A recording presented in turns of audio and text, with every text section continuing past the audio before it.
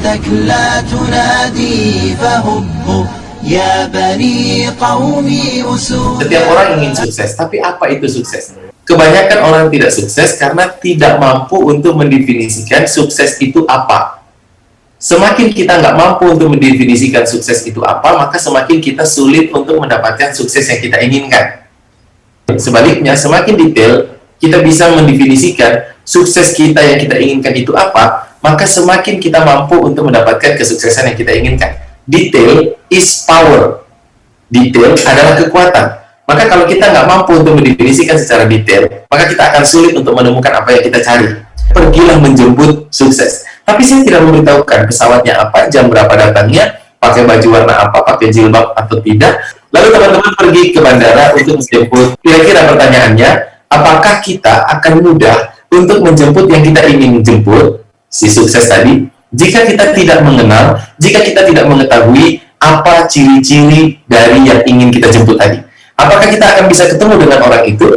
Kita pasti akan susah ketemu dengan sukses kalau kita tidak tahu sebenarnya sukses yang kita inginkan itu, yang ingin kita cari itu apa. Jadi ketika kita tidak bisa mendefinisikan secara detail apa itu sukses, maka kita akan sulit untuk menentukan atau menemukan sukses yang benar-benar kita inginkan. Maka kalau kita mau sukses, langkah yang pertama harus kita lakukan adalah menentukan exactly apa secara tepat yang kita inginkan. Saya memberikan pertanyaan kepada banyak orang, ratusan bahkan ribuan orang, tentang apa itu sukses bagi mereka masing-masing.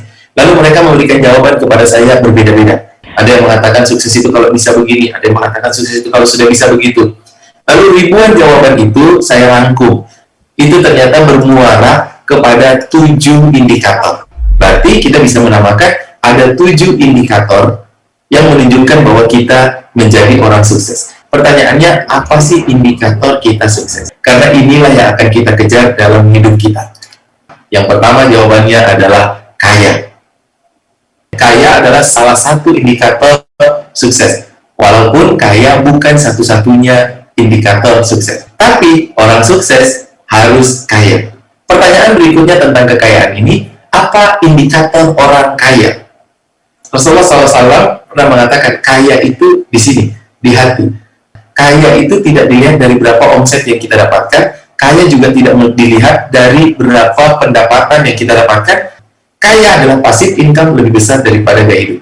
Banyak orang yang punya omset besar, tapi dia harus bekerja terus-menerus. Itu nggak kaya. Indikator yang kedua, ciri yang kedua orang sukses itu adalah bahagia. Dapat ketenangan hati.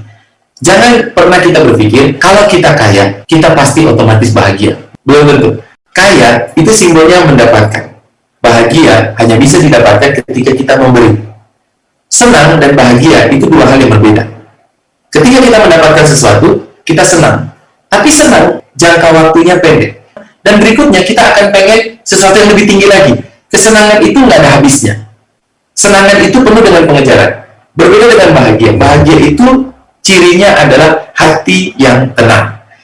Bahagia hanya bisa didapatkan dengan berbagi. Bahagia hanya bisa didapatkan dengan memberi. Maka orang sukses itu dia kaya, mendapatkan, dan dia memberi. Dia bahagia.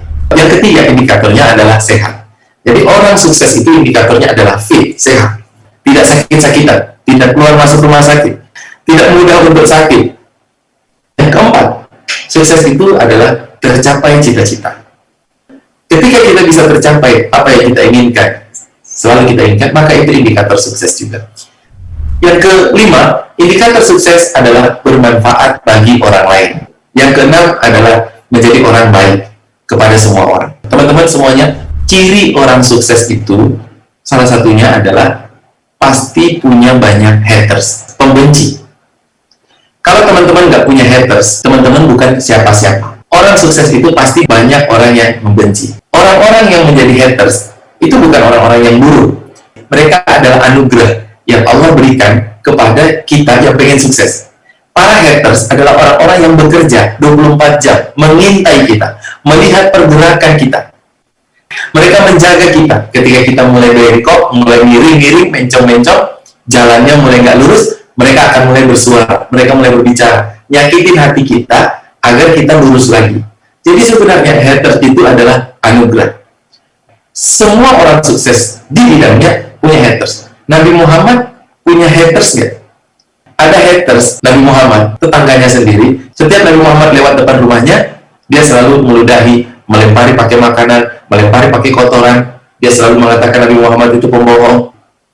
Jadi kalau kita nggak punya haters, kita bukan siapa-siapa. Tapi yang menariknya adalah Nabi Muhammad itu sukses karena dia baik, bahkan baik kepada haters-hatersnya sendiri. Ketika tetangganya yang tadi sakit, Nabi Muhammad tahu bahwa dia sakit, merasa, kok biasanya saya lewat sini ada yang melemparin, biasanya saya lewat sini ada yang mencibir, kok belakangan ini nggak ada yang melempari, kok belakangan ini nggak ada yang mencibir. Nabi Muhammad adalah orang yang pertama yang datang menjenguk tetangganya yang sakit. Nabi Muhammad, dia berbuat baik kepada semua orang, bahkan kepada haters-hatersnya. Nah, orang-orang yang tidak mau punya haters adalah orang-orang yang tidak akan pernah bisa sukses. Kenapa ini dimasukkan dalam indikator sukses? Karena semua orang sukses, mereka punya haters dan mereka bersikap baik. Mereka tidak menghabiskan waktu mereka untuk membenci para hatersnya. Mereka tidak menghabiskan energi mereka untuk mencaci maki hatersnya, tapi mereka menggunakan energi mereka, menggunakan waktu mereka, menggunakan pikiran mereka untuk fokus membangun kehidupan mereka dan tetap bersikap baik. Mereka mengabaikan para pembenci, mereka mengabaikan para haters, mereka mengabaikan agar energi mereka tidak habis. Mereka tidak berkelahi dengan pikiran negatif orang. Mereka berkelahi dengan impian-impian dan cita-cita mereka. Karena dia tidak punya waktu untuk membenci orang lain. Masya Allah. Selama ada kebencian dalam hati kita, kita menghabiskan waktu untuk membenci orang, maka kita tidak akan pernah bisa sukses karena waktu kita habis untuk membenci. Dan indikator yang terakhir orang sukses itu adalah soleh dan soleha. Artinya, semua yang dia lakukan adalah untuk mencari ridho Allah Subhanahu wa Ta'ala.